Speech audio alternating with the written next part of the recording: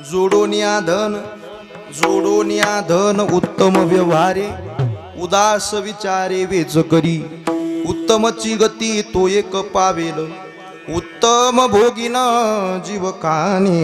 प्रस्तुत प्राप्त प्रसंगी प्राप्त स्थळी संप्राप्त रूपी कीर्तन सेवेकरता निवडलेला अभंग जगतवंदनीय जगतश्रेष्ठ जगदा आधार जगाचा संसार सुखाचा हो म्हणून स्वतःच्या संसारावर तुळशीपत्र ठेवणारे हिंदवी स्वराज्याचे संस्थापक छत्रपती शिवाजी महाराज यांचे धर्मगुरू असणारे श्रीमंत श्री जगद्गुरु तुकोबराय प्रस्तुत अभंगामधून गृहस्थ आश्रमातील जीवाला उत्तम गतीला जाण्याचा मार्ग सांगतात। विडाला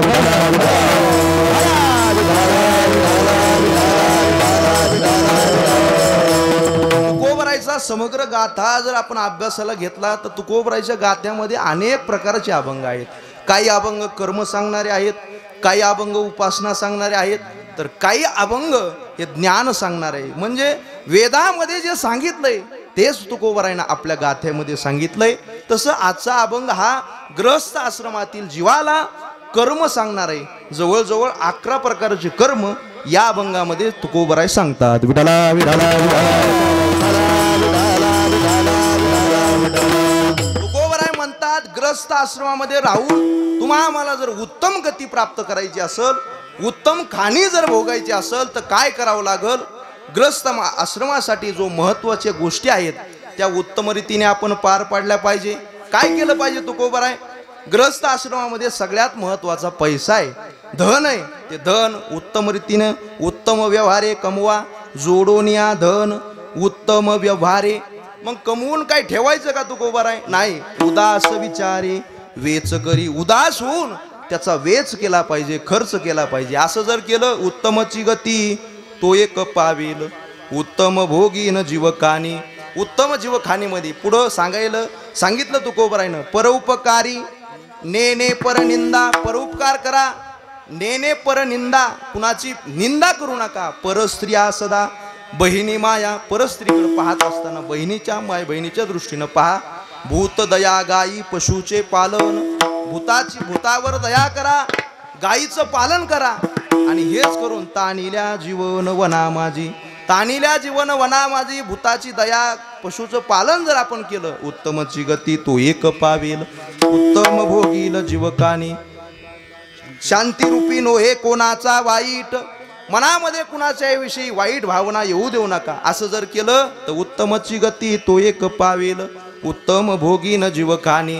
वाढवी महत्व वडिलाचे, वडिलाच्या आपलं मांस वंश आहे आणि विद्यावंश आहे, या दोन्ही वंशाचा म्हणजे हे आपले वडील आहेत, या वडिलाचं आपण महत्व वाढवलं पाहिजे। असं जर केलं तर उत्तमची गती तो एक पावेल उत्तम भोगील जीवकानी। तुकोबराय म्हणतात शेवटच्या चरणामध्ये परमपद आपल्याला जर प्राप्त करायचं असेल तर वैराग्याचं बळ लागतं। वैराग्याचं बळ आपल्याला प्राप्त कशानं होत असेल तर हे वरी सांगितलेले आचरण जर आपल्या जीवनामध्ये केलं तर नक्कीच परमपद बळ वैराग्याचे म्हणजे परमपद म्हणजे मोक्षपद आहे। त्या मोक्षपदाला कारण जर काय असेल तर वैराग्य हे लागतं।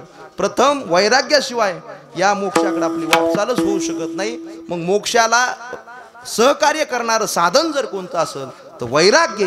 आणि वैराग्य प्राप्त कशानं होत असेल तर वर सांगितलेल्या या कर्मानुसार आपण आचरण केलं तर वैराग्य प्राप्त होतं। असं गोड विवेचन करणारा श्रीमंत श्री तुकोबरायचा अभंग आहे। विठाला विठाला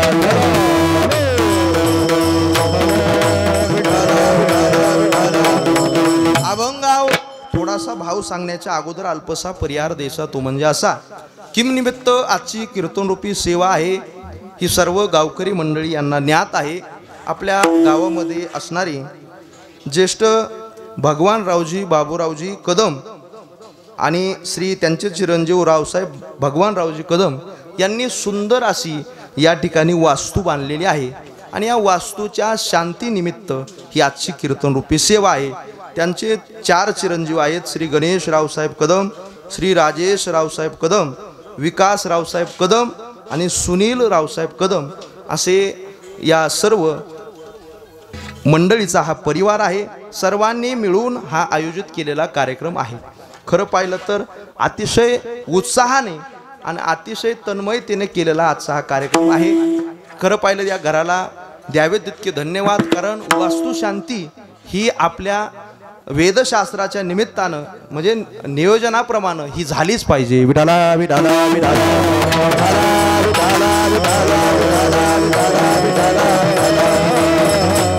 का करायची वास्तुशांती? अनेक कीर्तनकाराच्या मुखातून ऐकलेलं आहे. गुरुवरी गुरुजी सुद्धा सांगत असतात की महाराज, आपण जी वास्तू बांधलेली आहे ती वास्तू तर शांतच असते, कारण ती चल नसून ती कशी आहे? अचल आहे. ती चेतन नसून ती जड आहे. ती कुठल्याही प्रकारे कुठं हालचाल करत नाही. मग तिच्यासाठी शांती नसून ही वास्तू म्हणजे वास्तू, वास ज्याच्यामध्ये असतो, जे आपण ज्याच्यामध्ये राहतो त्या लोकाला शांती मिळावी म्हणून या वास्तूची शांती करायची असते. आणि आमचे गुरुवर्य देवगडकर बाबाने एक सुंदर याचं कारण सांगितलं होतं की आपण या वास्तूच्या निमित्तानं अनेक ठिकाणाहून अनेक प्रकारचं मटेरियल आणत असतो. सिमेंट वेगळ्याच ठिकाणाहून आणतो, गज वेगळ्याच ठिकाणाहून आणतो. हे वेगवेगळ्या ठिकाणाहून आपण हे सर्व काही सामुग्री जमा केलेली असते, पण कोणती सामुग्री कुठून आलेली आहे हे आपल्याला माहीत नाही. कुठं महाराज वाळू असेल तिथं कधी अपघात झालेला असेल तर त्या अपघाताचे दोष त्याच्यामध्ये येत असतात. हे सर्व प्रकारचे दोष जर घालवायचे असतील तर या कीर्तन नामोत्सवानं जात असतात, होम हवनानं जात असतात. म्हणून ही शांती या ठिकाणी केली जाते. विठाला विठाला विठाला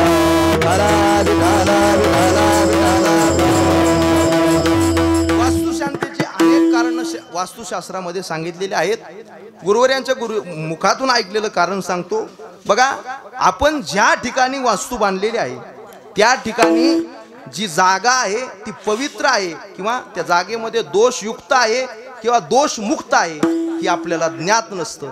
मग ती जागा जर दोषयुक्त असेल तर महाराज त्या जागेमध्ये राहणाऱ्या व्यक्तीला खूप त्रास होतो. म्हणजे कितीही संपत्ती असू द्या, कितीही संतती असू द्या, समाधान लागत नाही. मग का याचा विचार जर केला तर जागा दोषयुक्त आहे आणि दोषयुक्त जागा असेल तर माणसाला समाधान लागत नाही. म्हणून त्या जागेचं महाराज पवित्रीकरण करायचं असेल, त्या जागेला दोषमुक्त जर करायचं असेल तर असा ज्ञानोत्सव असा या साधू संताला बोलून होम आवन हे करण्याची प्रथा पूर्वापार आहे आणि त्या नियोजनाला अनुसरून हा या ठिकाणचा कार्यक्रम आहे. विठाला विठाला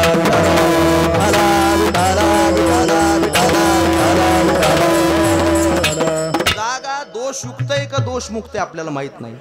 शास्त्रामध्ये दोष हे फार महत्वाचे मानलेले आहेत. बघा, पहिला दोष सांगितलाय संघ दोष. याच्यामध्ये दोन दोन जोड्या सांगितल्या. संघ दोष संघ महात्म्य, अन्न दोष अन्न महात्म्य, तसं भूमी दोष भूमी महात्म्य. विठाला विठाला विठाला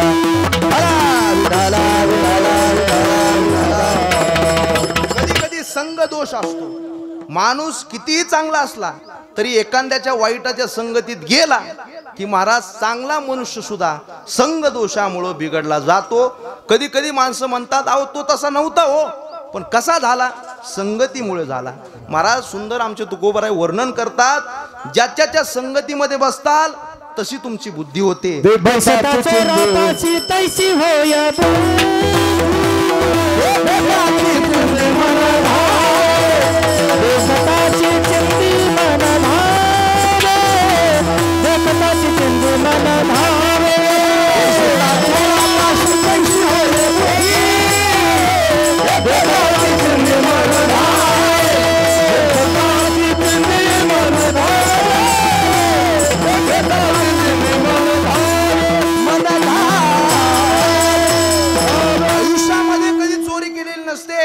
पण एखाद्या चोराच्या संगतीमध्ये माणूस गेला तर त्याला देखताची चिंदी मन धावे. म्हणजे ही चोराच्या संगतीचा परिणाम आहे. लक्षात ठेवा, संगतीनं अनेक अनेक भले भले त्यांचं वाटुळं झालं बरं संगतीनं. महाराज कर्ण हा उदार होता, निर्मळ अंतकरणाचा होता.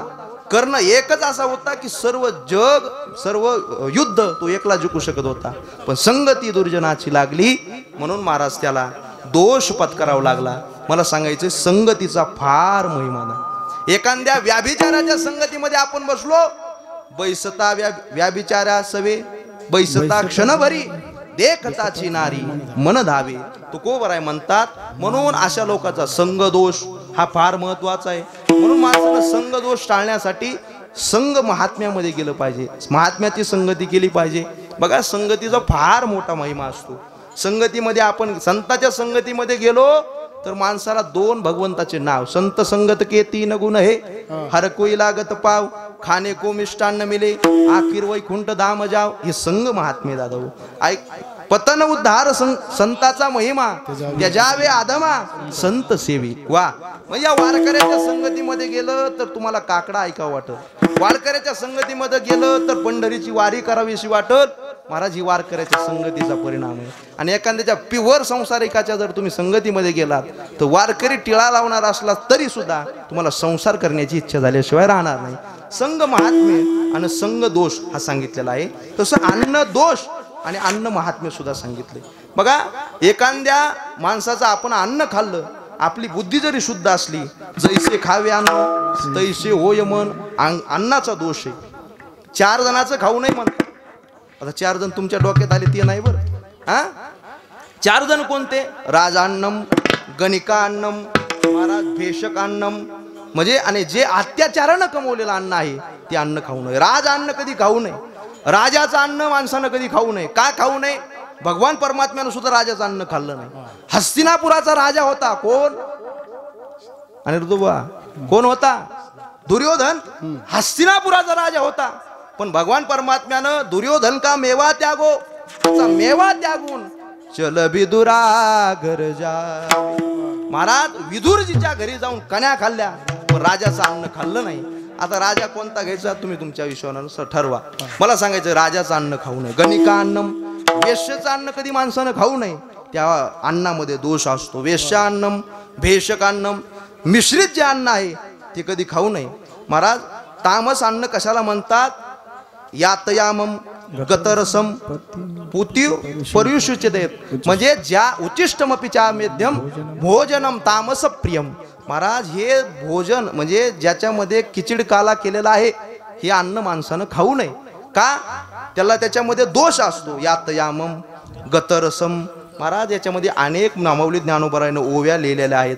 म्हणून कटव वमला लवना तीक्ष्ण तीक्ष्ण रुक्ष्ण विदार्थ. आज मला काही पडणार नाही, महाराज पुढे बसलेले आहेत. हा, त्याच्यामुळं. आणि आज महाराज पुढे बसल्यामुळे मला काळजी नाही, महाराज पुढे बसल्यामुळे मला काळजी लागलेली आहे. विडाला विडाला काळजी कशाची नाही. काही चुकलं तर ते सांगू शकतील, पण चुकलं तरी त्यांच्यापाशी माहिती हे चुकलंय. बाकीच्याला काही घेणं देणं नसतं. महाराज काही जणाला हे असतं, काही नाही. हा, बघा मग ते कोणतं वमलं तीक्ष्ण खाऊ नये, कटव खाऊ नये, आम्ल खाऊ नये, वृक्ष खाऊ नये. त्या अन्नाच्या पदार्थामध्ये अनेक पदार्थ सांगितले ते खाऊ नये. म्हणजे ते कसं येतं? तामस अन्न आहे. अन्न दोष असतो, तो अन्न दोष खाणं. भेषक अन्नम किंवा दुराचारानं कमवलेलं अन्न खाऊ नये. म्हणून माणसानं कोणतं अन्न खावं? महाराज जे सदाचरानं कमवलेलं आहे किंवा ज्या ठिकाणी आपण भजनाची सेवा केली, पवित्र ते अन्न हरी हरी चिंतन हरी चिंतनी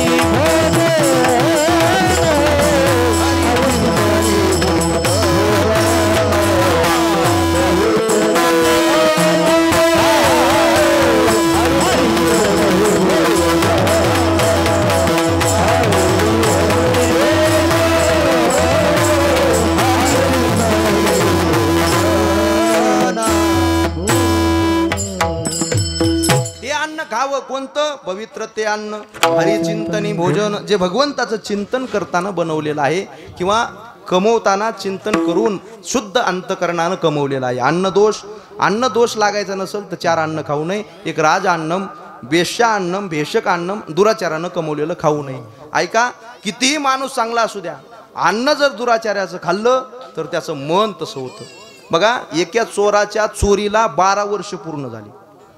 एका चोराच्या चोरीला 12 वर्ष पूर्ण झाली. एकदाही पोलिसाला सापडला नाही. म्हणून त्यानं मोठा महोत्सव ठेवला आणि ब्राह्मणाला जेवायला बोलवलं. ब्राह्मणाला जेवायला बोलवल्याच्या नंतर महाराज आयुष्यभर निष्काम साधना केलेला ब्राह्मण जेवायला आला. जेवायला आल्याच्या नंतर सुग्रास असं भोजन. आता काय काय केलं तुम्हाला सांगायची गरज नाही. हा, तुम्ही त्याच्यातले तरबेज आहेत. मला सांगायचं असं सुग्रास श्री बालाजी ताबेत केला, सगळं केलं. महाराज ब्राह्मण बुवा जेवायला, आणि ब्राह्मणाला भोजन अति प्रिय असतं बरं. हा, जेवायला बसले ब्राह्मण बुवा. महाराज जेवण केलं आणि जेवण केल्याच्या नंतर महाराज चालता चालता पाहिलं चांदीचं ताट आहे, सोन्याचा ग्लास आहे महाराज, पण चालता चालता अशी बुद्धी निर्माण झाली ब्राह्मण बुवाला की ताट आपण घरी न्यावं, एखादा गिलास तरी आपण घरी न्यावा, पण एवढं मोठी चोरी सपादणार नाही. मग काय करावं? मग त्यानं फुलपात्र घेतलंय, फुलपात्र घेतलं आणि खिशामध्ये टाकलं. आणि महाराज टाकल्याच्या नंतर महाराज अर्ध्या वाटात गेला. त्या चोराचं घर सुटलं, चांगलं मंदिर लागलं आणि ब्राह्मणाच्या दृष्टीमध्ये जर उजेड पडला. ब्राह्मण म्हणला आयुष्यभर भगवंताची सेवा केली, निष्काम सेवा केली, आजपर्यंत कुणाची काही चोरी केली नाही. आज माझ्या मनामध्ये 5 वर्षापासून मी साधना करत आहे, कधीच माझ्या मनामध्ये चोरीची भावना आली नाही. आज ही चोरीची भावना आली तरी कशी? घराजवळ आला, पण घराजवळ येऊन पुन्हा कस काय भावना आली म्हणून परत वापस गेला. त्याच्या घरी जाऊन विचारलं, अहो तुम्ही जे अन्न पचवले, अन्न आहे ते अन्न कशाचं आहे? ते म्हणले चोरीच आहे. चोरीच आहे? ते म्हणले चोरीच आहे. कारण का? मला भावना आज अशी झाली, मी आयुष्यभरात काही चोरलं नाही, तुमचं हे फुलपात्र घेऊन झाले. ते म्हणले फुलपात्र काय? तांब्या घेऊन जा म्हणे, कपाटाची कपाट भरलेले, काही घेऊन जा म्हणे. त्याला माहिती चोरीच आहे. महाराज ब्राह्मण बुवा आयुष्यभर निष्काम साधना केली, पण चोराचं अन्न खाल्लं. महाराज चोरीची भावना झाली, म्हणून अन्न दोष आणि अन्न महात्मे. लक्षात ठेवा, आयुष्यात एखाद्याच्या गळ्यात माळ नसते, कधी पंढरपूरची वारी नाही, कधी देवाचं दर्शन नाही, तरी सुद्धा एकदा पंढरपूरला जाऊ द्या आणि त्या माऊली ज्ञानोबराच्या पालखी सोहळ्यामध्ये एकदा माऊली ज्ञानोबराच्या नावाचं अन्न खाऊ द्या. महाराज 22 दिवस ज्ञानोबा तुकाराम भजन केल्याशिवाय माणूस राहत नाही. ही अन्नाची ताकद आहे दादा आयुष्यभर. म्हणून सांगतो अन्न त्याचंच खावं. एखाद्या वेळेस उपवास करण्याची जरी वेळ आली तरी उपवास करा, पण दुर्जनाचा गोड घास खाऊ नये, खाऊ नये, दुर्जनाचा गोड घास खाऊ नये.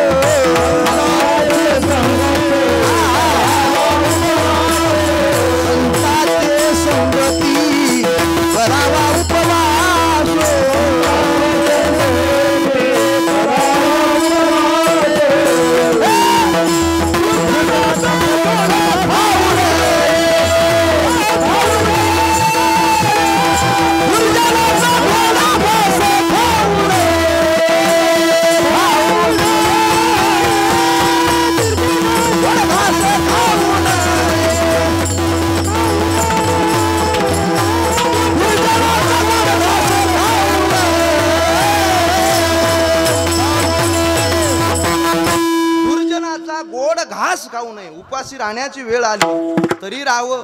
चोराची बासुंदी खाऊ नये, वारकऱ्याची शिळी भाकरीचं ते खावं. मात्र सुद्रा घरी आगवी वा पक्वान्य आहे ते बरवी, केवी सेवाई. दुर्बळ जरी झाला, वा दुर्बळ जरी झाला तरी शुद्रा घरी आगवी, पक्वान्य आहात ती बरवी, परी ते द्विजेन न सेवा. म्हणजे ब्राह्मणानं खाऊ नये किंवा कोणीच खाऊ नये. मला सांगायचे दुर्जनाचा गोड घास खाऊ नये. बघा संग दोष संग महात्मे, अन्न दोष अन्न महात्मे. संतांच्या संगतीमध्ये गेलं तर भजन करावं वाटतं.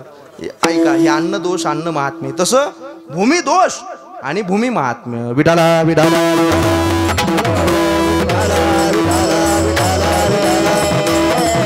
काही वेळेस भूमीचा दोष असतो, माणूस निर्मळ अंतकरणाचा असतो, तरी सुद्धा त्याच्या मनामध्ये विकल्प येतात. का? त्या माणसाचा दोष नसून तो भूमीचा दोष असतो. आपण सगळे रामायण ऐकणारी मंडळी दादा हो. शुद्ध अंतकरणानं वनवासाला गेली म्हणजे दोघं भावंड. बघा सीता मातोश्री आहेत, लक्ष्मीजी सोबत आहेत आणि रामप्रभू सोबत आहेत. महाराज कधीच मनामध्ये विकल्प आला नाही, पण एक दिवस सीता मातोश्रीच्या मनामध्ये विकल्प आला. काय? आम्ही दोघं वनामध्ये आलो, पण या लक्ष्मणाचं काम काय? नक्की सुमित्रेचा काहीतरी डाव आहे. राम जर तिकडे वनवासामध्ये मारला गेला, त्याचं नायनाट झाला तर नक्कीच सीता तुला भेटल. असे अंतकरणामध्ये सीतेच्या मनामध्ये कुजबूज सुरू झाली, वाईट भावना आली. महाराज एवढंच नाही, लक्ष्मणाच्या मनामध्ये सुद्धा हीच भावना. अरे वनवास तर रामप्रभूला सांगितला, मग रामप्रभू सोबत सीता येणं साहजिक आहे. पण मी का आला असेल, मला काय घेणं देणं आहे. महाराज वनवासामध्ये आल्याच्या नंतर लक्ष्मणाच्या अंतकरणामध्ये सुद्धा ही भावना आली. महाराज पुढे गेल्याच्या नंतर एका तपस्व्याचा मठ लागला. त्या मठाच्या भूमीमध्ये गेल्याच्या नंतर दोघालाही पश्चाताप होऊ लागला. सीता मातोश्रीला वाटलं आपला देव माणूस असणारा आपला धीर आहे, पण या धीराविषयी आपल्या मनामध्ये अशी भावना आली तरी कशी असं. पुन्हा महाराज लक्ष्मणाला सुद्धा असं वाटलं आईसारखी आपली भाऊजई आहे, पण आपल्या मनामध्ये अशी भावना आली कशी असेल. त्यावेळेस जाणे अंतरीचे सकळ नारायण रामप्रभूनं जाणून घेतलं, अरे तुमच्या दोघाचाही गुन्हा नाही म्हणे. तुम्ही ज्या भूमीवर उभे होते ती भूमी सुंद उपसुंद या दोन्ही राक्षसाची होती. त्या दोघा जणांना भावानं भांडणं केले आणि त्यांच्या रक्तानं माखलेली ती सुंद उपसुंदाची भूमी होती. त्या भूमीवर तुम्ही गेलात म्हणून तुम्हाला हे कल्पना सुचल्या. म्हणून भूमी दोष असतो, म्हणून या भूमी दोषामध्ये आपण राहू नये. या भूमी दोषातून वर येण्यासाठी हे कीर्तन महोत्सवाचं आयोजन आहे. खरं सांगतो भगवान परमात्म्याचं तुम्ही कुठेही कीर्तन करा, जिथं कीर्तन करताल तिथले दोष निघून जातील. तुका म्हणे हरती दोष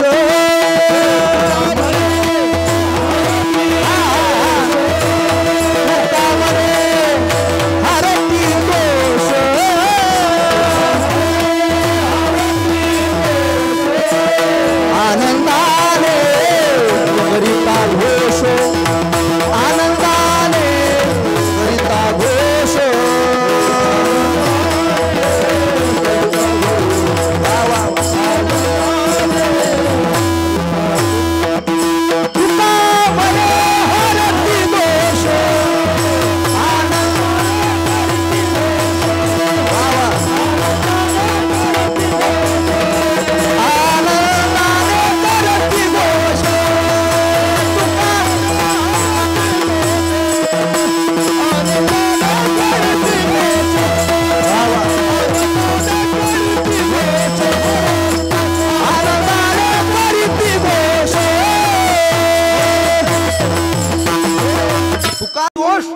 आनंदाने करिता घोष. म्हणून जीवनामध्ये आपण नवीन कार्य केलं तर एकदा तरी वारकरी भोजन केलं पाहिजे, एकदा तरी आपल्या घरामध्ये संकीर्तन झालं पाहिजे, एकदा तरी भोजन घरामध्ये झालं पाहिजे दादा हो. कारण ते घर पवित्र करायचं असेल तर या वारकऱ्याच्या चरणानं होतं. आज आपलं भाग्य आहे दादा हो की आपल्या गावाला प्रथमताच या वारकऱ्याचे चरण लागलेत. हे ठाकूर बुवाच्या फडावरले वारकरी, त्यांच्यासाठी टाळी वाजवा एकदा. फार निष्ठावंत मंडळी दादा वय पहा यांचं, पण तरी सुद्धा आज सुद्धा निष्ठा सांभाळून हे भगवान परमात्म्याची सेवा करतात. सर्व वारकऱ्याच्या चरण नतमस्तक होतो. गोड अशी चाल ज्यांनी गायलेली आहे आपले परमस्नेही परम आदरणीय आमचे गोविंद बुवा सुद्धा कोटी कोटी धन्यवाद. आमचे अनिरुद्ध बुवा या ठिकाणी उपस्थित, त्यांना सुद्धा धन्यवाद. आणि आमचे परमस्नेही परम आदरणीय वडिलाप्रमाणे माझ्यावर प्रेम करणारे आमचे आनंद बुवा, त्यांना सुद्धा धन्यवाद. हे दोघं बंधू आहेत दादा हो, आणि अतिशय जीवाभावानं सोबत राहतात आणि आपले नातेवाईकच या ठिकाणी उपस्थित आहेत, त्यांना धन्यवाद. आमचे पितृचरण या ठिकाणी उपस्थित आहेत आणि ठाकूर बुवाच्या फडाचे सोबदार या ठिकाणी काय नाव महाराज विठ्ठल महाराज, त्यांना सोबदार आहेत महाराज. सोबदार आला की फडच आला महाराज. विठाला विठाला विठाला विठाला विठाला. सोबदार मंडळी या ठिकाणी विनेकरी सुद्धा उपस्थित आहेत आणि सोबदार बी उपस्थित आहेत. आणि आपला फड म्हणजे ठाकूर बुवाचा आहे. इथं आनंदाने ही वारकरी येतात. खरं पाहिलं तर आपल्या भाग्यामध्ये वारकरी येणं नाहीच आहे, पण आमच्या अण्णाच्या योगानं गुरुवर्य या ठिकाणी संदीपान अण्णा उपस्थित आहेत. त्यांच्या परिश्रमातून या ठिकाणी वारकरी दरवर्षी आपल्या कार्यक्रमाला येत असतात आणि तेच वारकरी इथं जवळ सोनपेठला आले, त्यामुळं आज या ठिकाणी त्यांचा योग आहे. सर्वांच्या चरण नतमस्तक. पुढं अण्णा सुद्धा उपस्थित आहेत. आधी करून सगळीच काही परमार्थिक प्रेमी या ठिकाणी उपस्थित आहेत. सर्व दिग्गज मंडळी आहेत. प्रत्येकजण आपापल्या क्षेत्रामध्ये प्रत्येक क्षेत्रामध्ये उंचीवर गेलेले आहेत. सर्वांच्या चरण नतमस्तक होतो. गोड या ठिकाणी मृदंगाची साथ करत आहेत आमचे ज्ञानेश्वर माऊली जाधव, कोणतं गोविंद चिंचोली आपण माजलगाव जवळ गोड पकवादाची साथ आहे. आणि आमचे सर्वांचे परिचित असणारे आमचे गणपत महाराज. महाराज असं वाटत नाही बंजारा समाजामधले, पण कुठेही सेवा असू द्या महाराज हजर आहेत तिथं आणि फेटा बांधून त्यांच्या मस्तीत आहेत ते. हा नामदेव कीर्तन करी पुढे देवनाचे पांडुरंग. ऑपरेशन झालं तरी महाराज चष्मा घालून का होईना पण ते कीर्तनाला उपस्थितच राहिले. ही वारकऱ्याची निष्ठा आहे. भगवान परमात्म्याचं भूत त्यांच्या अंगामध्ये संचरत आहे. असंच भगवान परमात्म्याला तुमच्याकडून सेवा करून घ्यावी ही सर्व माऊली ज्ञानोबराय तुकोबरायच्या चरणी प्रार्थना. गोड संसिष्टी माहे पवनेरकरांचे त्यांना सुद्धा धन्यवाद. आणि या कार्यक्रमाचं आयोजन ज्यांनी केलं या सर्व परिवाराला कदम परिवाराला कोटी कोटी धन्यवाद. खरं पाहिलं तर या परिवाराचं वर्णन काय करावं. आपण समस्त गावकरी मंडळी आहात. यांनी हे सर्व काही कमवलेलं आहे ते उत्तम व्यवहारातून कमवलेलं आहे. विडाला विडाला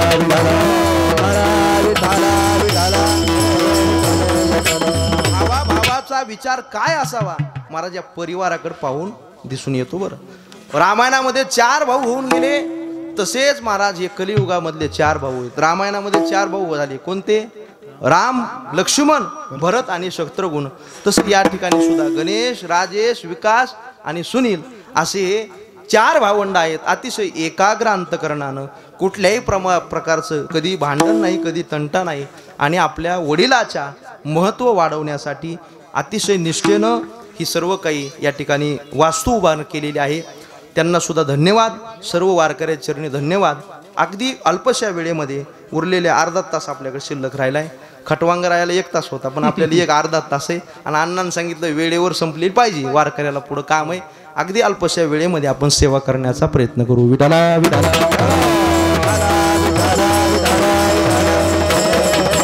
आज आपला हा कार्यक्रम शूट करण्यासाठी गोडी कीर्तनाची ही यूट्यूब चॅनल उपस्थित आहेत. आमचे कृष्णा भाऊ उपस्थित आहेत त्यांना सुद्धा धन्यवाद. आपला हा कार्यक्रम तुमची ही चाल ही महाराज पुन्हा तुम्ही आयुष्यभर पाहू शकता. गोड वारकरी चाल म्हणली वारकरी चाली म्हणणारी ही मंडळी आहेत. नाही तर आजकाल बघितलं तर चालीचा पगडा तमाशा झालेला आहे. पण निष्ठेनं यांनी वारकरी साथ या ठिकाणी जपून ठेवलेली आहे. त्यांना सुद्धा धन्यवाद. विठाला विठाला.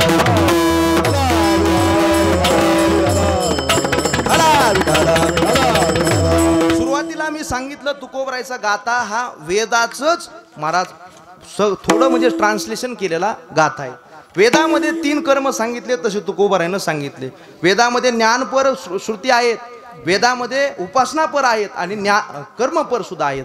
तसं तुकोबरायचा गाथा जर आपण काढला तर त्याच्यामध्ये ज्ञान सुद्धा आहे त्याच्यामध्ये उपासना सुद्धा आहे आणि त्याच्यामध्ये कर्म सुद्धा आहे. जसा जसा प्रसंग घडत गेला तसं तसं माझ्या तुकोबरायनं अभंग लिहिले. जसा माणूस पुढे आला तसं तसं तुकोबरायचा गाथा जशी ज्ञानेश्वरी आहे तसा गाथा नाही. बरं गाथा हा ज्ञानेश्वरी ही गीतेचं ट्रान्सलेट आहे. म्हणजे गीता अलंकार नाव ज्ञानेश्वरी ब्रह्मानंद लहरी प्रगट केली अशी गीता आहे. पण गाथा तसा नाही. जसं माणूस पुढून येत राहिला तसं तुकोबरायनं उपदेश करत राहिले. कधी ग्रहस्थी आला तर ग्रहस्थ्याला उपदेश, संन्यासी आला संन्यासाला उपदेश, वानप्रस्थ आला वानप्रस्थाला उपदेश. तुकोबरायनं एका अभंगामध्ये तर सगळ्याच आश्रमाला उपदेश केलाय. ब्रह्मचार्यानं काय करावं, वानप्रस्थानं काय करावं, संन्यासानं काय करावं आणि ग्रहस्थ्यानं काय करावं. विठाला विठाला. 4 आश्रम आहेत. एक ब्रह्मचारी, दुसरा ग्रहस्थी, तिसरा वानप्रस्थ आणि 4था संन्यास. या सर्वांचं वयोगट ठरलेलं आहे. 1 ते 25 ब्रह्मचारी, 25 ते 50 ग्रहस्थी. थोडं सहकार्य करा. हां हे पुढं बसल्यामुळं मला थोडं तुम्हाला सांगितलं मी. हां 25 ते 50 हा ग्रहस्थी आणि 50 ते 75 आपा कोणता वानप्रस्थ आणि 75 ते पुढचं काही माहीत नाही. तिथं टिकत आहेत का नाही माणसं काही फजितीचे सगळी त्याच्या पुढं जाऊ शकत नाही आपण. इतकेच आश्रम आहे. म्हणजे 100 पर्यंत आयुष्य गणना सांगितली. त्याचा वयोगट ठरलेला आहे. त्याच्यामध्ये ब्रह्मचारी आश्रम पहिला आहे. या ब्रह्मचार्याला कर्म सांगितले. काय कर्म, ब्रह्मचारी धर्म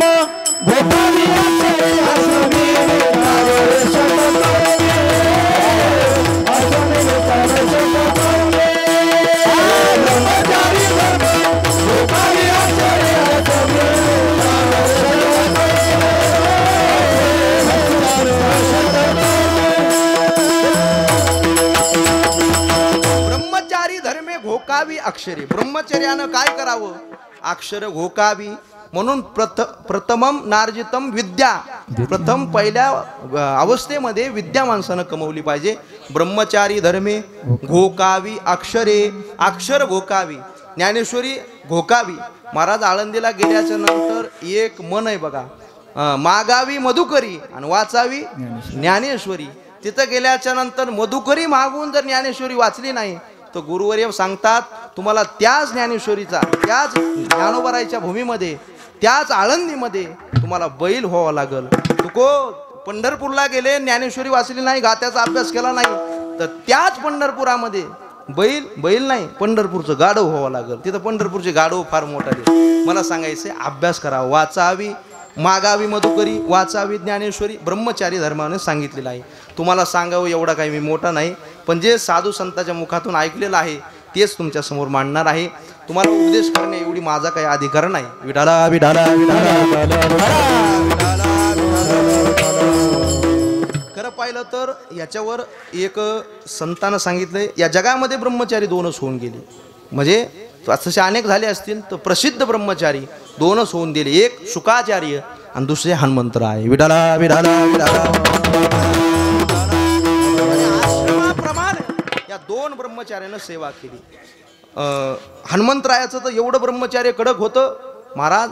हनुमंताचे लिंग दर्शन नाथ महाराज सांगतात, अंजनी माता न देखे आपण, इतर न देखू शके कोण, ब्रह्मचारी परिपूर्ण कपिराज. असंही हनुमंतरायाचं.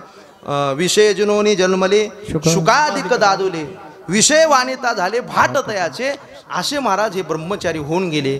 आता इसे कोणी होणे नाही, असे ब्रह्मचारी होऊन गेले. आता ब्रह्मचारी, आम्ही ब्रह्मचारी म्हणणारे भरपूर आहेत, पण नो हे ब्रह्मचर्य बाईलेच्या त्यागे. बाईलेचा त्याग केला म्हणजे ब्रह्मचर्य होत नसतो. विठाला विठाला विठाला.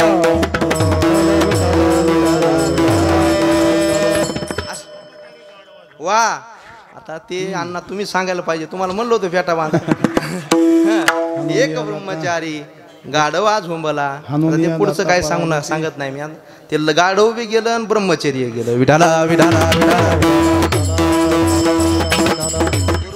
धुंडा महाराज याच्यावर एक कथा सांगायची. काय थापटणं गेलं आणि धुपटणं गेलं हे असतं ना.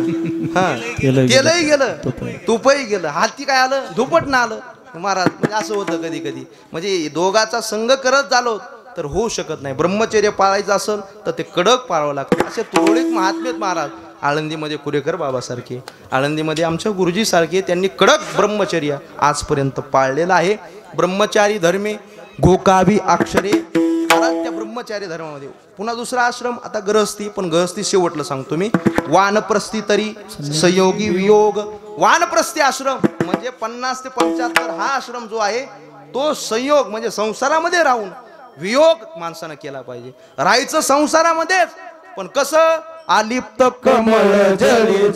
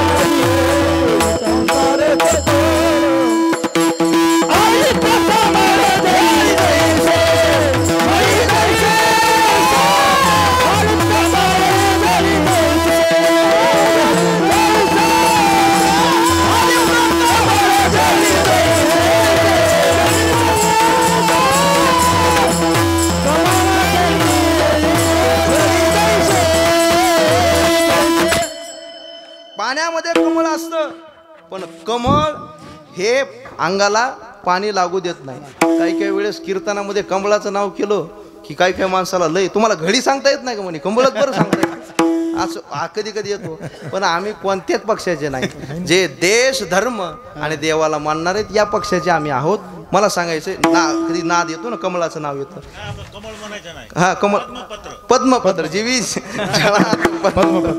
पण ते कमळ आपल्याला लवकर समजत नाही, कारण सगळीकडे कमळच झाले आता. विडाला विडाला विडाला.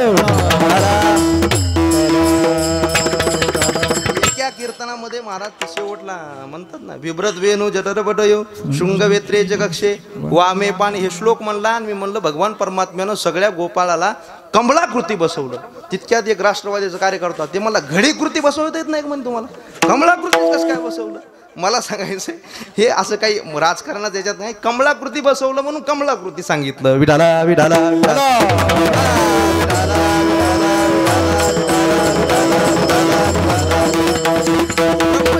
वानप्रस्थी तरी संयोगी वियोग. महाराज कसं राहावं तर जसं गुरुवर्य ढोक महाराज याच्यावर सांगत असतात, संसार में ऐसा रहना चाहिए जैसे मुंह में जीभ रहती है, कितनी भी घी खावे पर चिकनी नहीं होती है. विठाला विठाला संसारामध्ये असं राहिलं पाहिजे जशी आपल्या दातामध्ये जीभ राहते महाराज. किती बी दूध काय म्हणतात घी म्हणजे तूप खाऊ द्या, पण कधी महाराज साबण लावून त्या जिभेला धुईची गरज पडत नाही. तसं महाराज संसारामध्ये माणसानं राहिलं पाहिजे. गुरुवर्य रंगनाथ गुरुजी याच्यावर फार गोड दृष्टांत सांगायचे बरं. संत संसारामध्ये कसे राहतात आणि तुम्ही आम्ही संसारामध्ये कसं राहतो. संत संसार कसे करतात आणि तुम्ही आम्ही संसार कसं करतो. काय ती गुरुजीची गोड भाषा. महाराज भाग्य आम्हाला लाभलं की चातुर्मासाला राहायला वेळ भेटला, नाही तर काही काही जीवनामध्ये भेटत नाही. पण त्या रंगनाथ गुरुच्या गोष्टी काल मी अण्णाला सांगता सांगता राहिलो. शेखर महाराजाच्या मुखातून हीच ऐकलं होतं की संसारामध्ये माणसं कसे राहतात आणि संत कसे राहतात. बघा एक सरोवर आहे, त्या सरोवराच्या जवळ शेळी सुद्धा पाणी पिते आणि म्हैस सुद्धा पाणी पिते.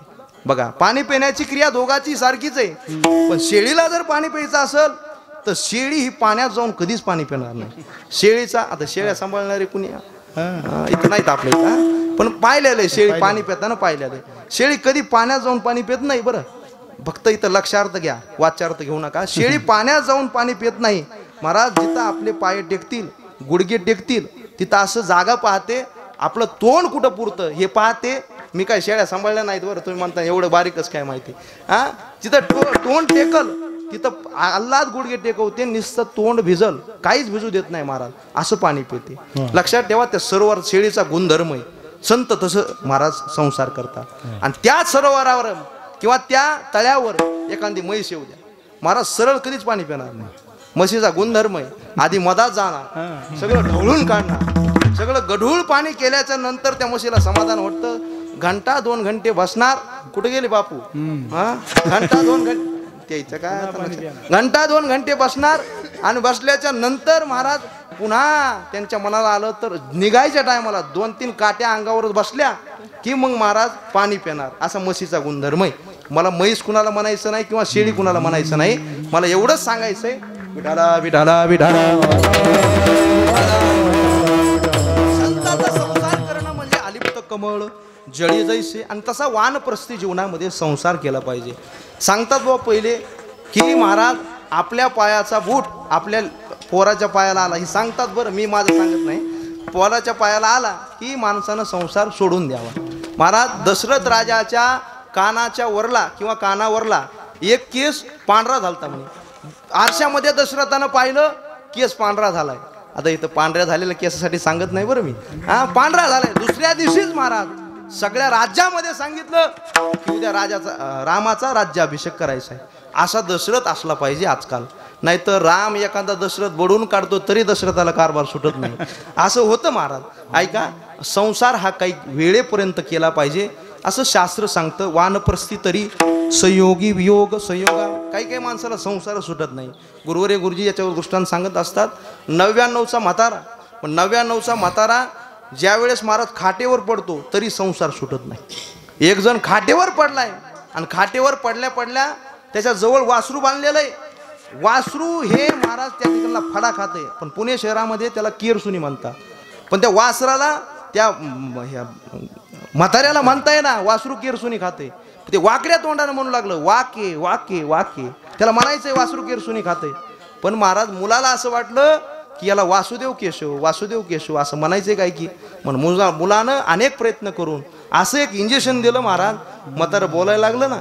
बोलायला लागल्याच्या नंतर मुलं भाविक होते. ते म्हणले म्हणा दादा वासुदेव केशव वासुदेव केशव वासुदेव केशव. म्हातारं कडक होतं महाराज. म्हातारं म्हणलं अरे कशाचा वासान कशाचा केशा, हे वासरू केरसुनी खायले. मला सांगायचंय मरेपर्यंत माणसं जगतात पण संसार काही सुटत नाही. पण संसार कधीतरी थांबला पाहिजे असं तुकोबराय शास्त्र सांगतं. वानप्रस्थी तरी संयोगी वियोग, संन्यासी तो त्याग संकल्पाचा. आणि संन्यासाला संकल्पाचा त्याग सांगितला. मी माझी आठवण विसरले दयाचे अंतकरण, पार्था तो संन्यासी जाण निरंतर. सहाचा करावा नाश येणे नावे संन्यास. सहा कोणता? षडविकाराचा नाश जो करतो त्याला संन्यास म्हणायचं. जटा वाढून कोणी साधू होत नसतो महाराज. लुंगी घालून कोणी साधू होत नसतो. दाढी वाढून कोणी साधू होत नसतो. साधू होण्यासाठी अंगामध्ये ज्ञान ठसावं लागतं. सत्य आचरणाविन साधुत्व नाही. हे तुकडोजी महाराजाचं पद आहे बरं. हे वारकरी इथं त्यांच्या समोर गायला माफी मागून म्हणतो. सत्य आचरणाविन साधुत्व नाही, सेवा भावाविन साधुत्व नाही. तुकड्या दास म्हणे ऐका हो ग्वाई, साधू नावान साधू होत नाही र. अंगी नाही ज्ञान मले साधू मले मान. त्याची विदर्भाची भाषा. अंगी नाही ज्ञान मने साधू मले मान, साधू नावान साधू होत नाही र. साधू काय हॉटेलचा चहा पाणी नाही र. 5 रुपये दिले साधुत्व भेटतं का? संन्यासीत्व भेटत नाही दादा हो. ऐका, जंगलातल्या अस्वलीला मोठ्या मोठ्या जटा, पारदी लंगोटीने त्यागी दिसे मोठा. कुत्र्याच्या अंगावर भगव्याच्या छटा, अरे गाढवाच्या अंगा नाही भस्माचा तोटा. साधू नावान साधू होत नाही र. गुरुने चंदिले नाना म्हणतात म्हणून मी म्हणलं बरं. विठाला विठाला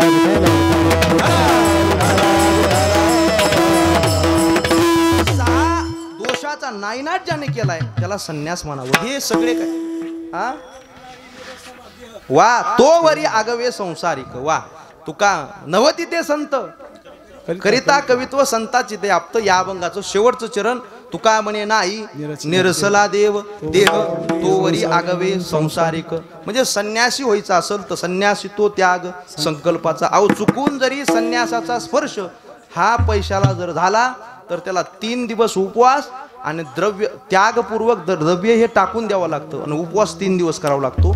इतकं कडक धर्म जर कुणाचा असेल तर संन्यासाचा आहे. असू द्या, आपल्याला ब्रह्मचर्याहून काही घेणदेण नाही. आपल्याला वानप्रस्थाहून आता काही या कलियुगामध्ये वानप्रस्थ धर्म राहिला नाही आणि कोणी वानप्रस्थ स्वीकारायला तयार सुद्धा नाही. किती महाराज घरच्यांना सांगितलं तुम्ही वानप्रस्थात जा वानप्रस्थात जा, पण कोणी जायची तयारी दाखवत नाही.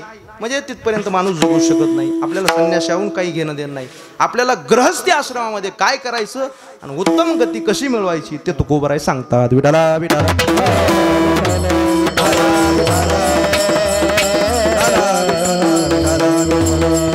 गृहस्थ आश्रमामध्ये जन्मून जर तुम्हाला उत्तम गती जर प्राप्त करायची असेल तर गृहस्थ आश्रमामध्ये सगळ्यात महत्वाचं काय असेल तर पैसा आहे दादा. धन आहे. हे धन कमवणं फार महत्वाचं आहे.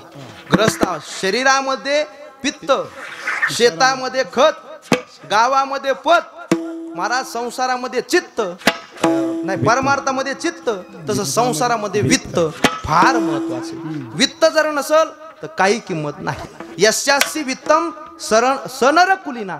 सगळे लक्षण सर्वे गुणाम कांचनम आश्रयंते. सर्व गुण हे कांचनाच्या आश्रयानं येत असतात. एखादा मूर्ख जरी माणूस असला आणि त्याच्यापाशी जर पैसा असेल तर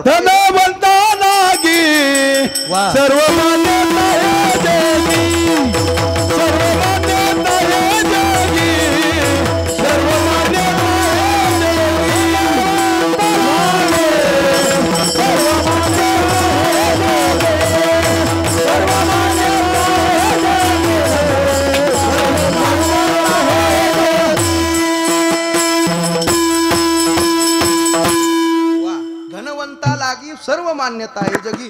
माता पिता बंधुजन सर्व मानती वचन. जववर चाले बरवा धंदा तोवर बहीण म्हणे दादा. इथल्या सोडून मंडपातल्या धरून विडाला विडाला.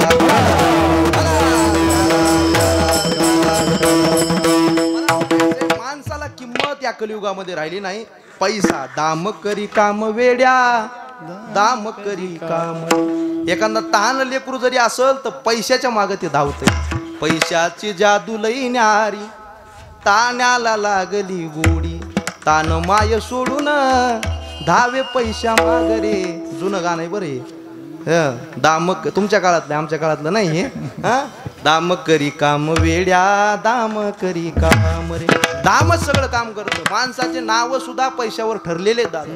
हा एखाद्या पैसा तेरे 3 नाम परशा परशु परसराम गावातला सोडून विडाला विडाला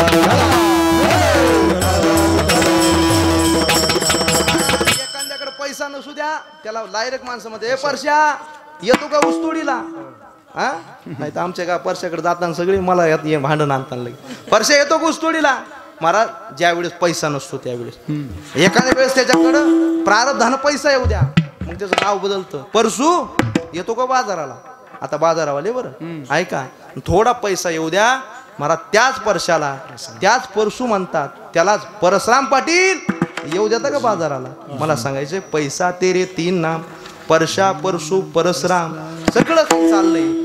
सब पैसे के भाई कबीरदास महाराज म्हणतात दिल का साथी नहीं रे कोई दिल का साथी नहीं रे कोई सब पैसे के भाई.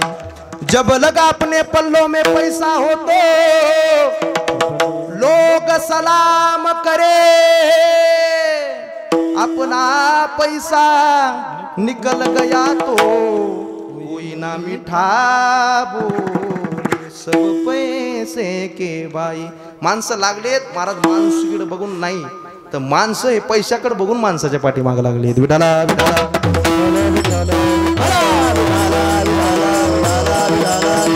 पुत्र बंधू कांता संपत्तीचे पुत्र बंधू कांता संपत्तीचे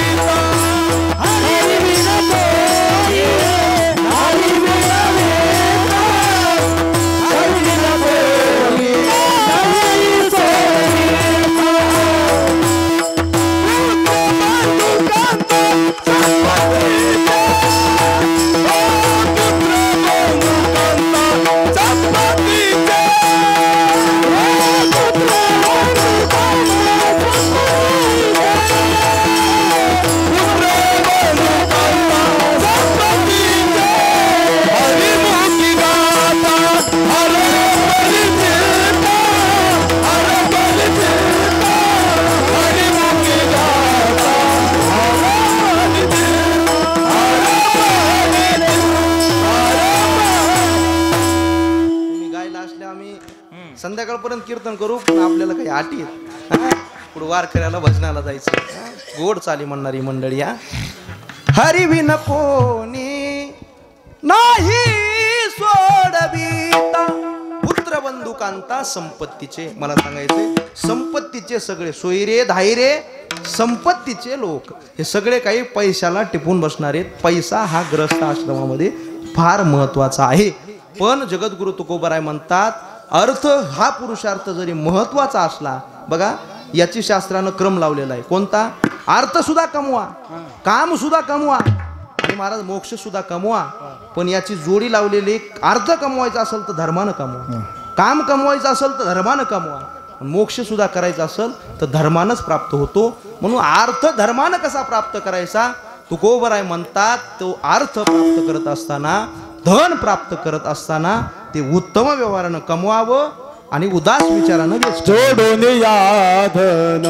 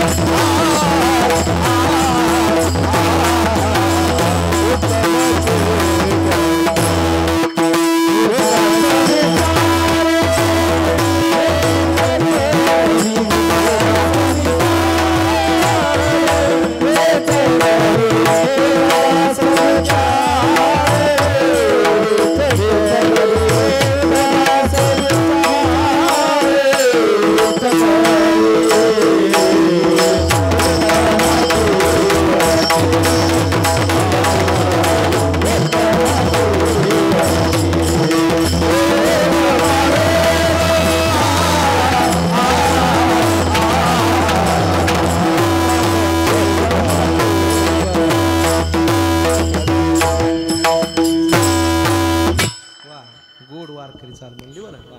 वारकरी चाल ऐकायला ही मंडळी, पण आपल्याला वेळ कमी आहे. अण्णा पुढं म्हणले घडीच्या पुढं गेलं नाही पाहिजे, पण घडी आताच पुढं सरकली आहे. पण अण्णा माईन मास्टर असल्यामुळं काही बी ॲडजस्ट होऊ शकता. बरं ऐका, गोड चाल म्हणली बरं.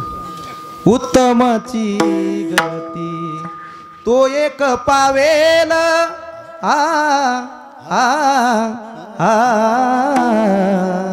उत्तमाची गती. गोड चातुर्मासामध्ये विठाला विठाला विठाला बोधे बाबांना 3 चाली जोडलेल्या आहेत बघा. जोडून यादन उत्तम व्यवहारे, जोडून यादन उत्तम व्यवहारे, जोडून यादन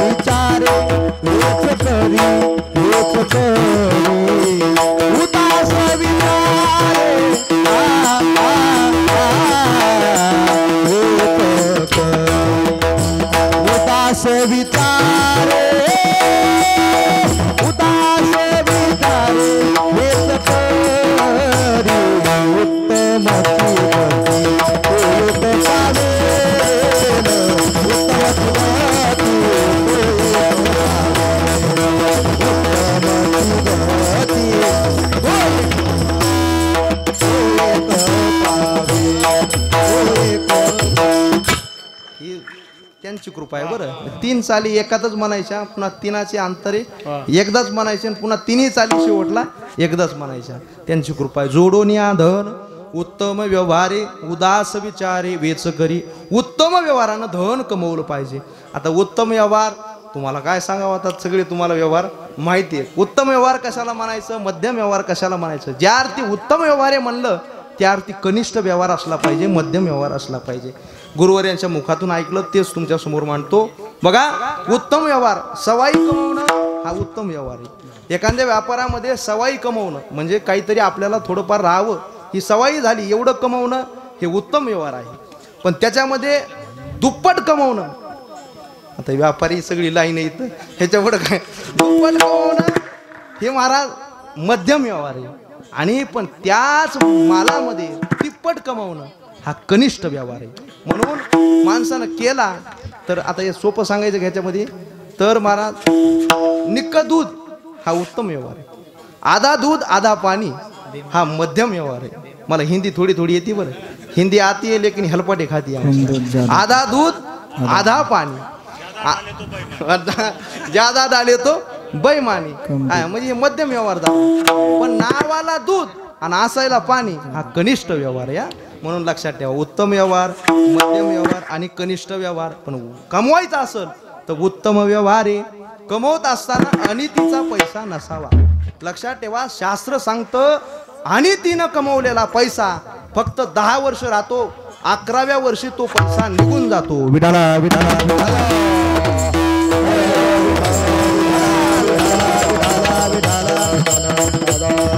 मी सांगत नाही महाराजाच्या बोलण्याला काय असावा, पुरावा असावा. महाराजाच्या बोलण्याला जर पुरावा नसेल तर महाराज आहेत मला पुरायला हे.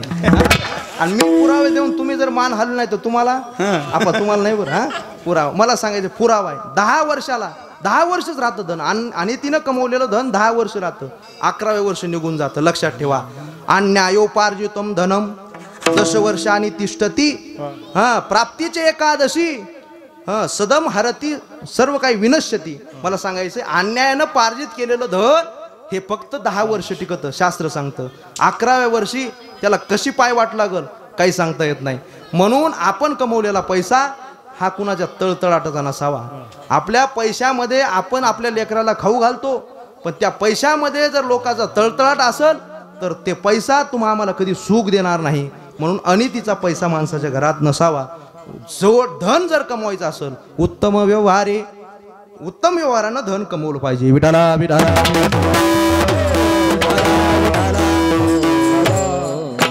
खाली हे मोतीराम महाराज यांच्या परंपरेमध्ये कीर्तन करत असताना ते सांगत होते, 5 प्रकारचे धंदे करून माणसानं कधीच धन कमवलं नाही पाहिजे. 5 धंदे कोणते तर, 1 दारूचं दुकान टाकून माणसानं कधी धन कमवू नये. 2 विषाचं दुकान टाकून माणसानं धन कधी कमवू नये. 3 शस्त्राचं दुकान टाकून माणसानं कधी धन कमवू नये.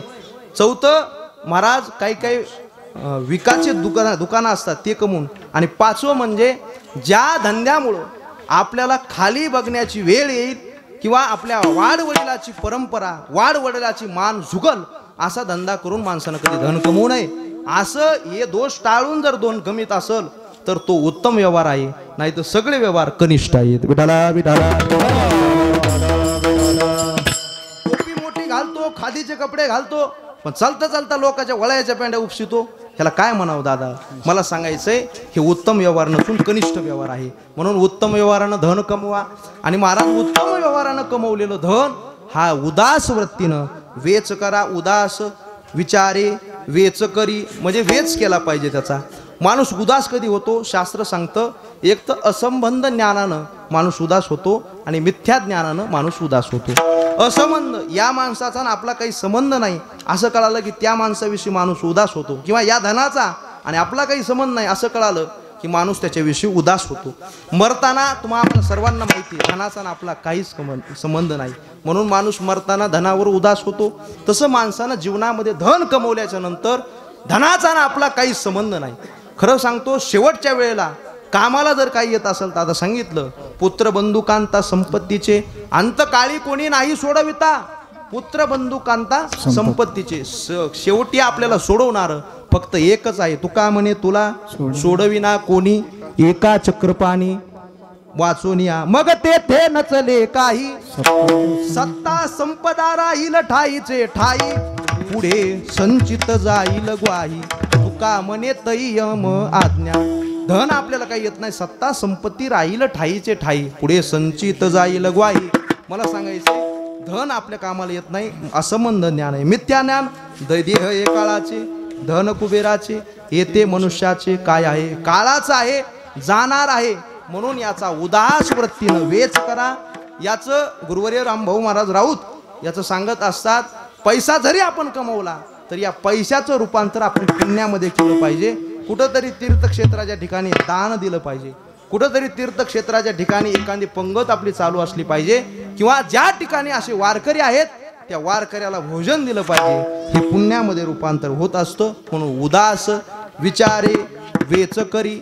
आणि असं केलं, उत्तम रीतीनं धन कमवलं, उदास रीतीनं वेच केला तर उत्तमची गती. तो एक पावेल, तो उत्तम गतीला जाईल.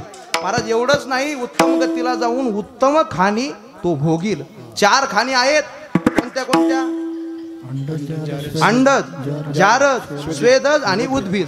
बघा या सर्व खाणी आता सगळ्या काही सविस्तर सांगत नाही. अंडज म्हणजे जे अंड्यापासून ज्याचा जन्म होतो त्याला अंडज म्हणतात. जारज, जारापासून ज्याचा जन्म होतो त्याला जारज म्हणतात. पुढं स्वेदज, घामापासून ज्याचा जन्म होतो त्याला स्वेदज म्हणतात.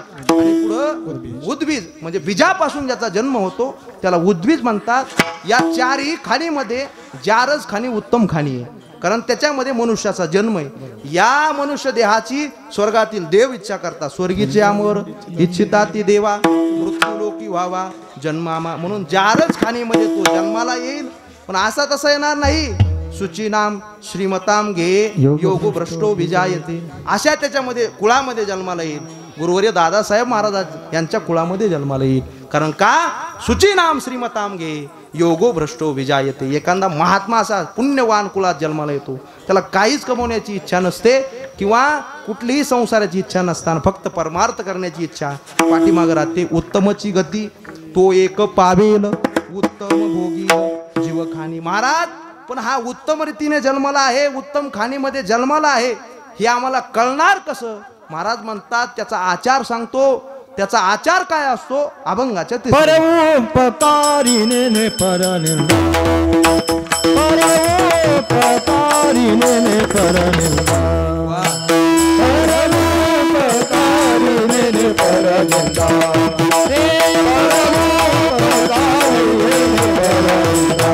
परस्त्रिया समाबहिने माया, परस्त्रिया समाबहिने माया,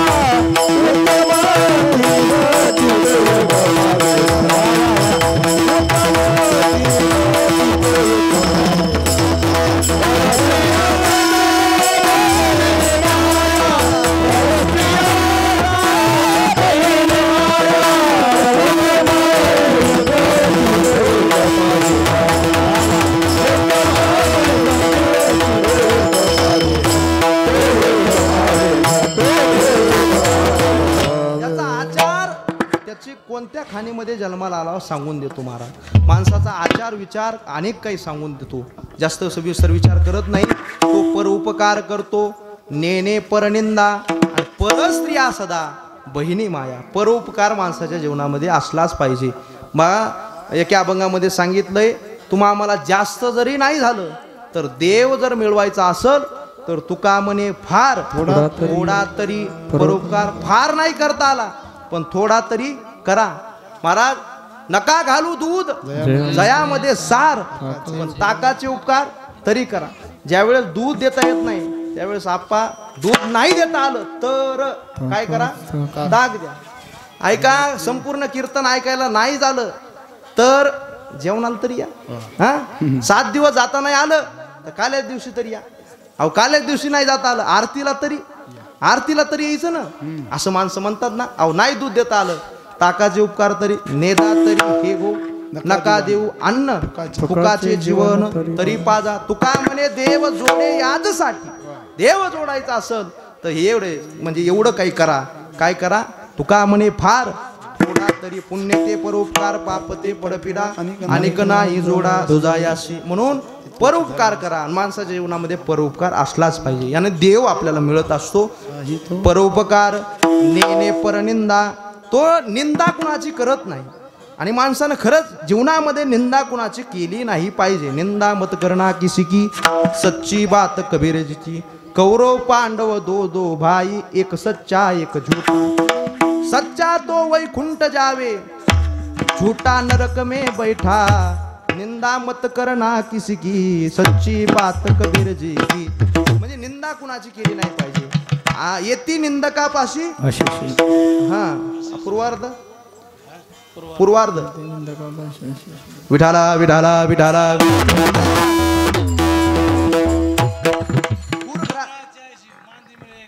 हा वा येती निंदकापाशी आशेषही पावे. एक माता माऊली महाराज टोपल्यामध्ये सामुग्री घेऊन एका साधूला जेवण्यासाठी निघाल्याच्या नंतर वाटेमध्ये काय झालं, वरून एक घार महाराज साप घेऊन जात होते. त्या सापाची गरळ त्या पदार्थामध्ये पडली. पदार्थामध्ये पडल्याच्या नंतर त्या टोपलीतलं सर्व काही जे अन्न पदार्थ होते ते साधूनं खाल्लं. साधूनं खाल्ल्याच्या नंतर साधू मरण पावला. गावकरी म्हणले या माता माऊलीनं जीव घातलं म्हणून साधू मेला. आता या साधूचं मेलेलं पातक कुणाच्या माथी लावायचं. त्यावेळेस महाराज वर ही चित्रगुप्तापाशी गोष्ट गेली. त्यावेळेस चित्रगुप्तानं पाहिलं कुणाचा गुन्हा याचा.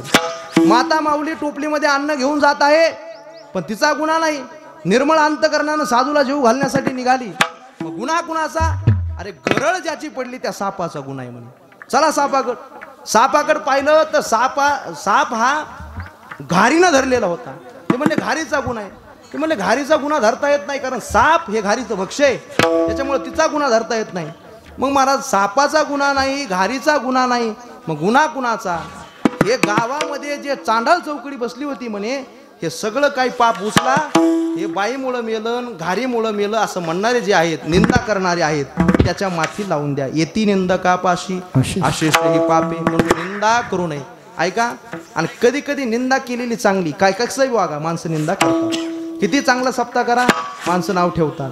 किती चांगला कार्यक्रम ठेवा एवढं आणलं असतं तर बरं झालं असतं असं म्हणतात माणसं. लोक तैसा ओक धरिता धरवेना अभक्ता जिरेना. संत संघ माणूस रस्त्यानं चालला नीट बघून चालत असेल तरी माणसं नाव ठेवतात. इकडं तिकडं पाहत असेल तर म्हणतात कावऱ्या बावऱ्या नजरेचा आहे. वर बघून जात असेल तर म्हणतात अभिमानी आहे. आणि महाराज एखाद दिवस त्या माणसाला राग आला घरी गेला आणि घरी घेऊन डोळे फोडून जरी या समाजाच्या पुढे आला तरी समाज म्हणतो पापच एवढं केलं डोळे फोडल्याशिवाय पर्याय नाही. मला सांगायचंय माणसं कसं बी जगा नाव ठेवल्याशिवाय राहत नाही. म्हणून तुका म्हणे आता ऐका वचन तेजोनियाजन भक्ती करा. महाराज सगळ्यालाच काही गोष्टी सगळ्या चांगल्या वाटतील असं नाही. म्हणून माणसाकडे बघून परमार्थात शिरू नका. माणसं नाव ठेवणारच आहेत म्हणून आपण आपला धंदा केला पाहिजे. आणि खरंच निंदका जेवढे उपकार आहेत तेवढे कुणाचेच उपकार नाहीत. अण्णा पुढे महाराज बघा आपली आईचे एवढे उपकार आहेत आपल्याला. आपली घाण आपली आई ही पत्र्यानं काढते. कशानं काढते? आपण जर घाण केली तर आपली घाण ही पत्र्यानं आई काढते.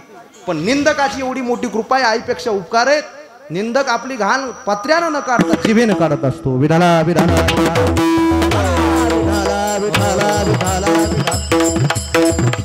पातकाची धुनी आणि मोल न घेता साबणी. म्हणून निंदकाचे घर असावे शेजारी.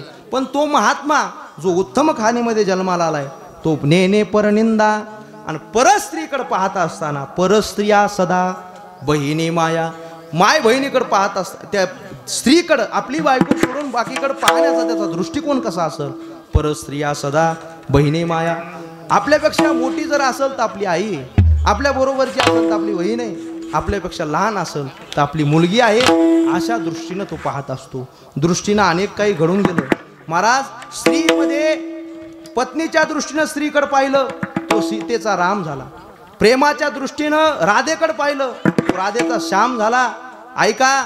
आईच्या दृष्टीनं या स्त्रियाकडे पाहिलं तो जिजाऊचा शुभा झाला. आणि बहिणीच्या दृष्टीनं माझ्या मुक्ताईकडे पाहिलं तो मुक्ताईचा ज्ञानोबा झाला. मला सांगायची दृष्टी फार महत्वाची आहे. माणूस कोणत्या युगामध्ये जगतो. या शास्त्रामध्ये सांगितलंय देव मिळवायचा असेल तर दोनच साधन परद्रव्य परनारी याचा धरी साधने तरी हेच दोन्ही. जरी कोणी साधील परद्रव्य परनारी याचा धरी विटाळ. म्हणून परस्त्रिया सदा बहिणी माझ्या. अनेक चिंतन केले पण वेळ आपला कमी आहे. अण्णा समोर येणार आहेत पुढे ही मंडळी बसणार आहे. म्हणून रात्री 3 वाजता तर मी अभ्यास करत बसलो होतो बरं. कारण ही सगळी काही आचरण महाराज यांच्या पुढं बोलायचं म्हणल्याच्या नंतर काहीतरी आपण अभ्यास करूनच बोलावं. ऐका. कीर्तन करायचं म्हणजे हे काय नुसतं महाराज उठलं आणि उभा राहिलं एवढं नसतं. हे विशेष मंडळी पुढे येणार आहे म्हणून ही सगळी काही सामुग्री गोळा केलेली आहे. आणि मायबापा पुढे हे नाही मांडायचं तर कुणा पुढं मांडायचं. आणि हे ऐकणारे लोक आता फार कमी राहिले दादा. सगळ्याला हेच आई माझी मायेचा सागर आणि बाप भरतोय घागर हेच आवडायले. आमच्या हे कीर्तन असं केलं की माणसं म्हणतात त्याला काही जमलत नाही. नवीन दिसायले पोरग किती चांगलं कीर्तन करू द्या जमलत नाही पण वया मारान बरं केलं बरं असंच म्हणतात लोक. मला सांगायचंय माणसानं हे चिंतन मांडलं पाहिजे. परस्त्रिया सदा बहिणी माया.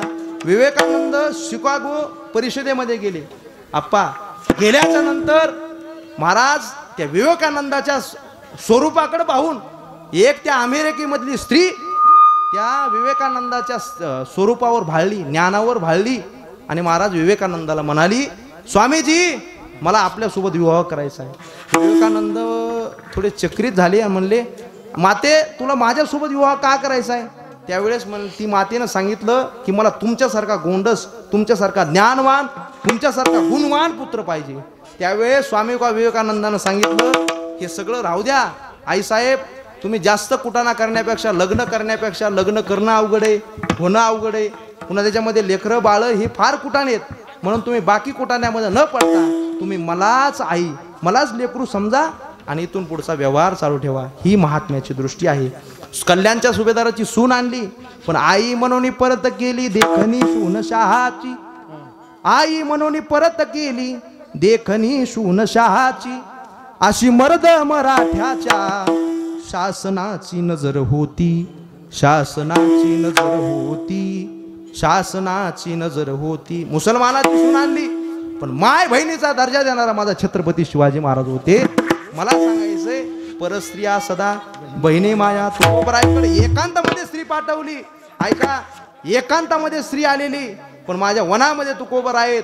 पण त्या स्त्रियेला सुद्धा जाई ओ तुमाते न करी सायास, आम्ही विष्णुदास तैसे न हो, आम्ही विष्णुदास तैसे न हो, आम्ही तसे न हो.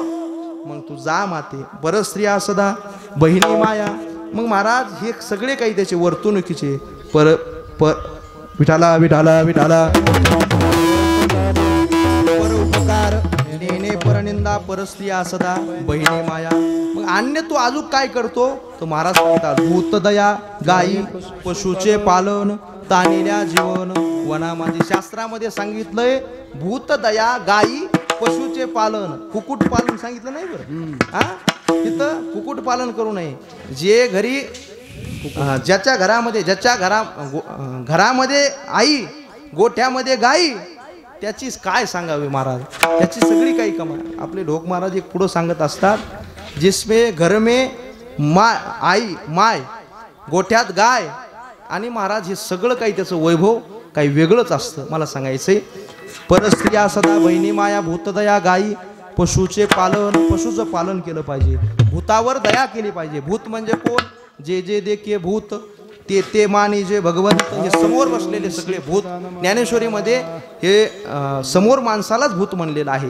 म्हणजे भूत म्हणजे काही आगळ्या वेगळ्या प्रकारचं नाही. भूतदया गायी पशुचे पालन तानिल्या जीवन वनामध्ये. ताणलेला पाणी पाजा हेच सर्वात मोठा धर्म आहे. प्यासे को पाणी पिलाया नाही, बाद अमृत पिलाने से क्या फायदा. ताण लागली त्याला पाणी पाजवा, हीच काही सर्वात उत्तमची गती तो एक पावेल, उत्तम भोगील जीव खाणी.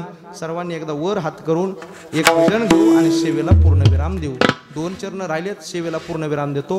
एकदा पुरुष मंडळी वर हात करा. सर्वजण तिकडे वाट्यावर बसलेले इथून दिसायले मला, वर हात करा, लाजू नका. हा, वर करा, वर करा. हा, कोण राहिलं? हा, माऊली तुम्ही हात वर केले, आमचं कसं होईल? सगळ्यांनी वर हात करून एकदा भगवान परमात्म्याचं भजन करायचं. एक टाळी वाजवा सगळ्यांनी. हा, एक टाळी. हा, चिल्लर देऊ नका, महाराज चिल्लर घेत नाहीत आता, चिल्लर काही. सगळ्यांनी एक टाळी वाजवा. एक एक महिला मंडळी तुम्ही वाजवली तर चांगलं होईल. अजून का वाजवा. एक, वर हात केले नाही तरी चालेल, खाल्ली खाल्लीच वाजवा. हा, एक विठ्ठल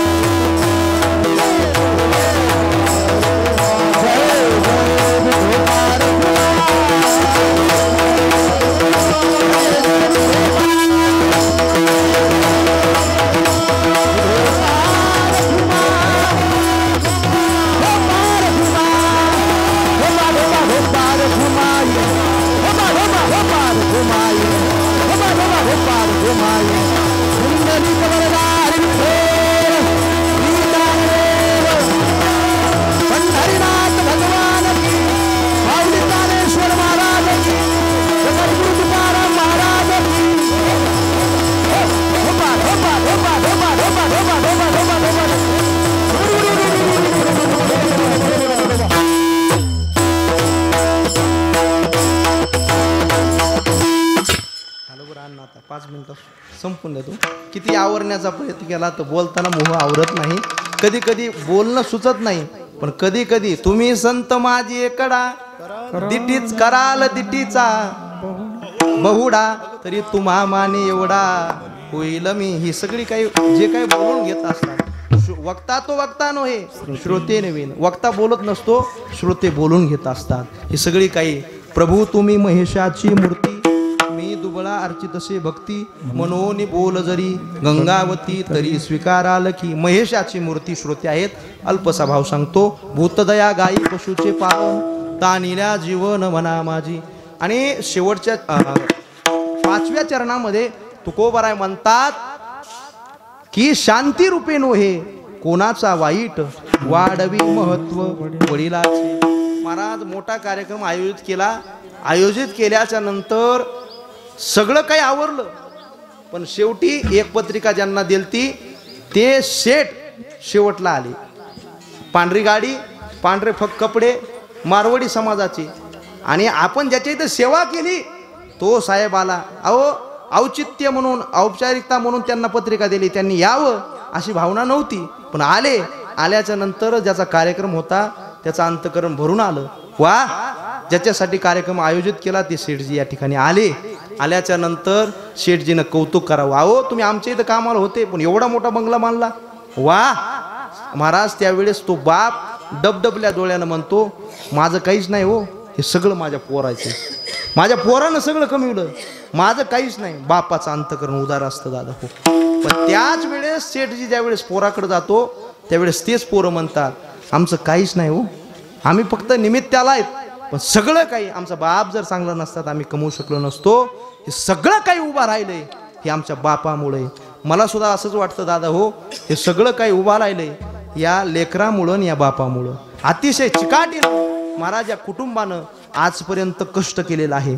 आणि शेतीचा पैसा खरं सांगतो, अन्यत्र पैसा हा 2 नंबरचा असेल, पण शेतीचा पैसा हा उत्तम व्यवहार आहे दादा हो.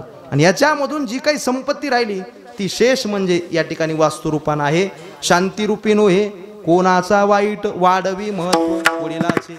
आपल्या वडिलाचं महत्व वाढावं, जेणेकरून आपल्या वडिलाची मान समाजामध्ये झुकली नाही पाहिजे, तर वाढली पाहिजे, उंच गेली पाहिजे, असं मुलानं वर्तणूक असावं. कुणाचं वाईट चिंतू नका. वाईट चिंतण्यानं काही होत नसतं. उगा आपल्या अंतकरणाचं पुण्य खर्च करू नका. लोकाला वाईट बोलू नका, वाईट चिंतू नका. शांतिरूपी नव्हे कोणाचा वाईट वाढवी महत्व वडिलाचे. वर सांगितल्याप्रमाणे तुम्ही आम्ही जर केलं, जोडून या धन उत्तम व्यवहारे उदास विचारे वेच करी, तर हे सगळं केलं. परोपकार नेणे परनिंदा परस्त्रिया सदा बहिणी माया भूतदया गायी पशुचे पालन तानिल्या जीवन वना माझी. शांतिरूपे नोहे कोणाचा वाईट वाढवी महत्व वडिलाचे. असं जर केलं तर तुम्हाला वैराग्याचं पद, वैराग्याचं बळ भेटल. अभंग म्हणे हे ती आश्रमाचे फळ